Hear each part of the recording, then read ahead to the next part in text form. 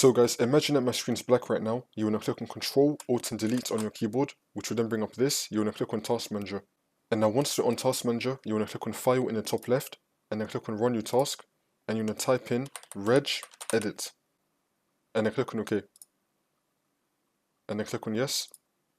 Now this will come up. So now once you're on this, you want to expand HK Local Machine, and then you want to expand Software, and then you want to expand Microsoft, and then you want to scroll down and expand Windows NT. You want to find Windows NT, you want to expand Windows NT, and now you want to expand current version, and now you want to scroll down again and then find Win Logon. Now once you find Win Logon, you want to click on this, and now this on the right side will appear. And now once you're on this, you want to find Shell, you want to double click on it. Make sure that in the value data it says explorer.exe. If it says something else, like some, I don't know, you just want to delete this, and then type in explorer.exe, and click on OK.